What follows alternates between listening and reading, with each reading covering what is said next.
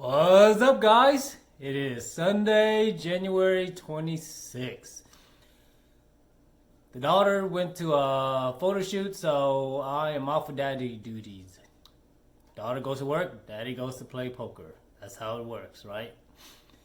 So we won 1450 on Thursday. Managed to sneak in a small session after dropping off our daughter yesterday, but lost 370.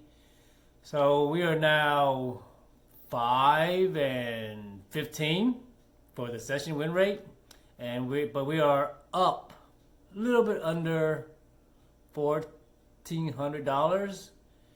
So it's we have cheese. We're gonna go. This is the last week. We're gonna try to squeeze in 5 workout days. So because we have today as an extra day, which is a good thing. All right, so let's go over some hand histories. We'll start with a fun hand, and then we'll go to a boring hand. But it's you can kind of see the stories. So the first hand we'll start off with is a gambling table. We just got moved there, and we are pretty much the effective stack. So we have under the gun. We'll call he's plays a lot of underground games in Dallas. Cool guy, plays aggressive. So we'll call him the WhaleKing because at the time he was looking to be the ring king on the table. So we'll just call him WhaleKing because he was just being a whale at that time that was there. And then we have me. So WhaleKing has around $2,000. And we have me under the gun right next to him. +1, +2. He's under the gun. I'm under the gun +2 with the effective stack of 825. And then we have middle position 2, a gambling Asian guy. So we'll call him, and he's looking to battle with the WhaleKing. So we'll call him the Dragon. So the play goes is WhaleKing raises for 25. I am in right next to him. I look down with Ace King of Spade, and I 3-bet to 100. And then Dragon, who has $900, I forgot, calls 100. Everybody folds. It goes to the WhaleKing, who 4-bets to 400. Well, easy decision. It's gambling time. All in, $825. And then the Dragon goes, "We're gambling, boys. All in, $900. WhaleKing, snap calls. Flop runs out. Here's a video for you to see. Shouldn't even go all in. Ooh. What pocket pay? So we started the hand with 825. We got a triple up and jackpot. We got them both.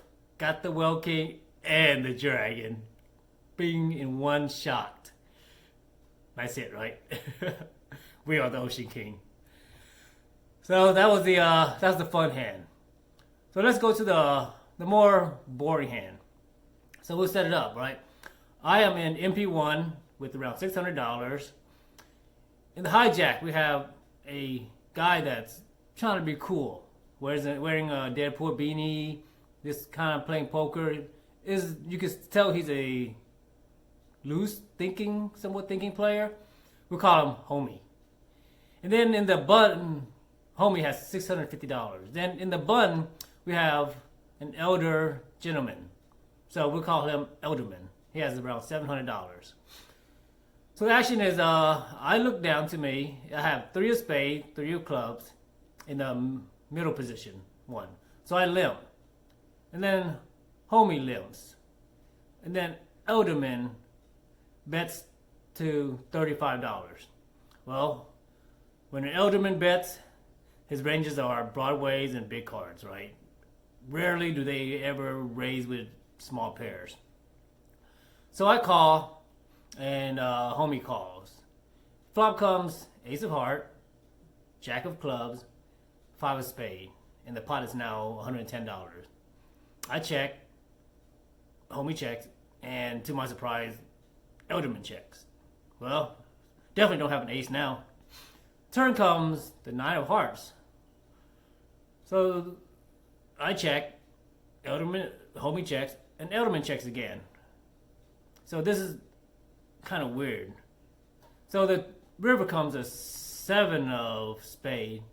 I check, and then homie bets $65, and Elderman folds. And it comes to me. So most people, they see the spot, they just, well, I have 5 overs, and I don't beat anything, so I fold. But if we gotta, let's range them a little bit more, right? The question here is, what is homie value betting against, and what is he value betting with? So I show that I have nothing already. He's not concerned with me. Elderman is the aggressor. So Elderman doesn't have an ace high, right? So the ace. So what is homie? He's not value betting here against an ace. So why is he betting so big? It doesn't make sense. So if he's not value betting an ace, then his value betting range really drops down, and his betting range just seemed like full of air, like he's trying to blow Elderman off the hand. So I thought about it a little bit, and I call.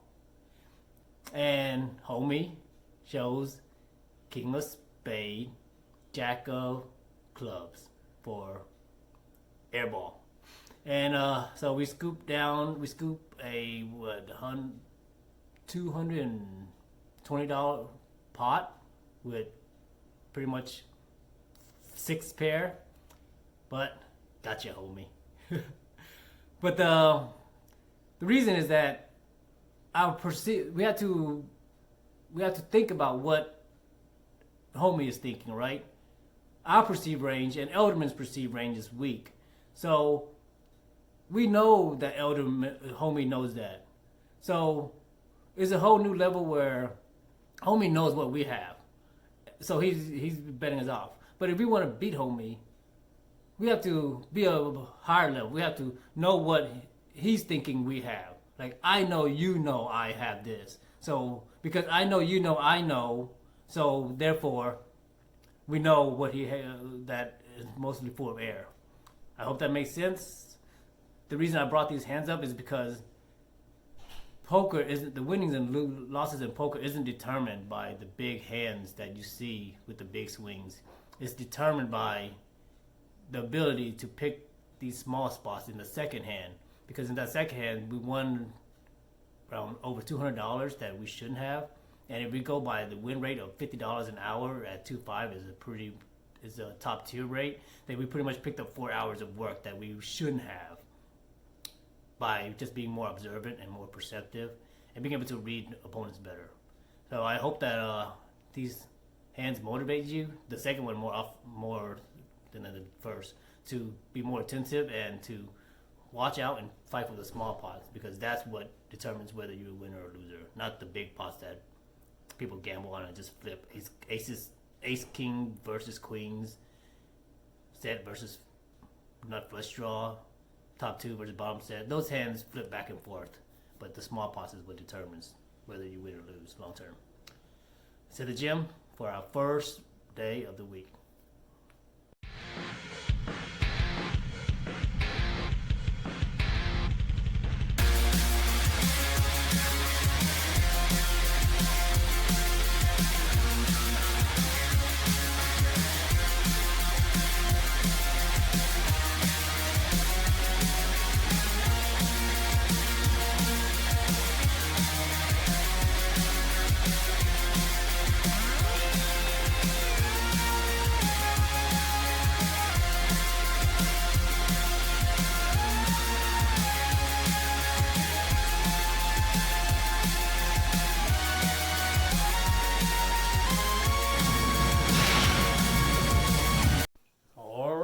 So we are back for contemplation and reflection time.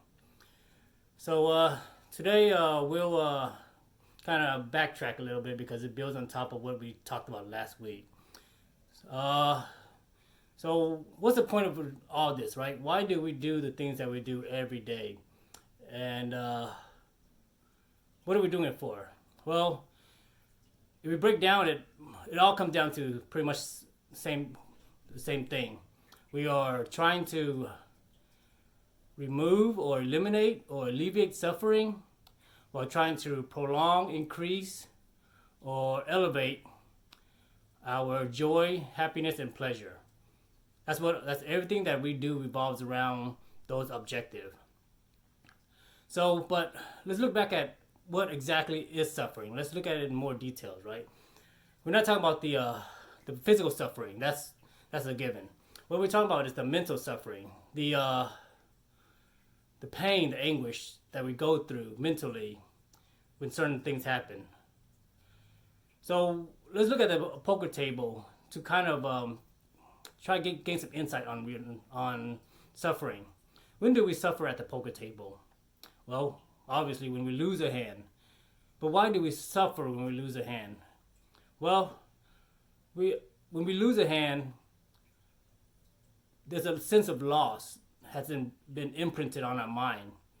So this sense causes us to have a change our perception. And from this perception causes conditions that causes negative emotions to arise, right? We then that's when we suffer. We feel loss, we feel pain, we feel anguish, we feel injustice. All those are negative emotions. And all those, if we can see, arise out of our perception, not out of anything that's really happening to us, but just from a perception of loss or of stoppage or of termination. So we can see that throughout our days that we suffer from our perception. Then we can start to work on how to alleviate the suffering, right? If we know that it is our thoughts that causes suffering, then the first thing we need to do is get a hold of our thoughts more, be more in control of our mind. And this is where last week we talked about how if we slow down some of the rudimentary things we do, then we start to grasp our mind a little bit more. We start to hone it in and not let it run free from thoughts to thoughts to thoughts, patterns, all day long, just running like a wild puppy dog.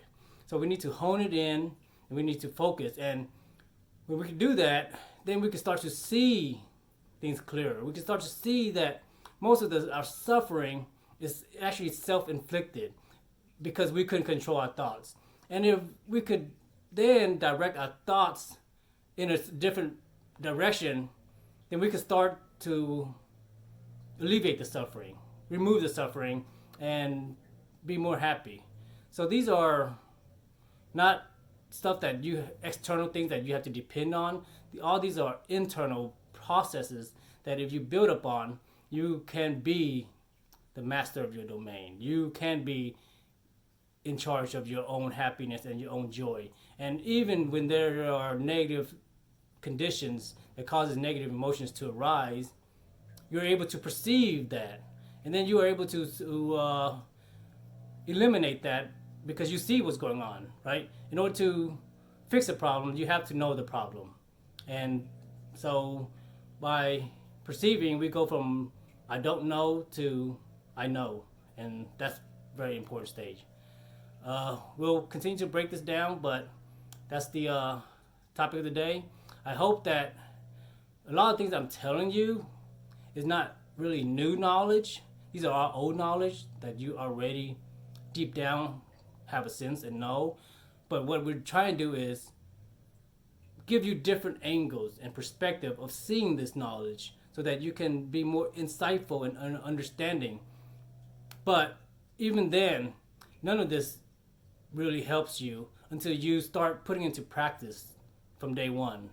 And so you start slowing down, start eating correctly, start focusing on your breath. And when you do that, you will at that moment have a sense of peacefulness because your mind is not pulling you anywhere and you're not lost in thoughts. And throughout our years, I hope that as we keep talking this from different angles and perspective, sharing this knowledge, that it will be like you showering yourself in goodness. And you need to continually shower yourself in goodness so that it becomes part of you. So these are all reiterations and from different angles. But no matter how much I reiterate to you, and no matter how much I could talk till I'm black and blue, and I could tell you how a mango tastes, but until you go and eat a mango yourself, you will never understand know how a mango tastes. Likewise, until you put in the work, you will never know how this new life tastes. This life of higher level of consciousness, awareness, understanding, sensitivity, and vitality. All this will come as you put in the work. And this is what we're doing. Let's hit the table and let's pile in more cheese. It's all gravy from here, baby. Later.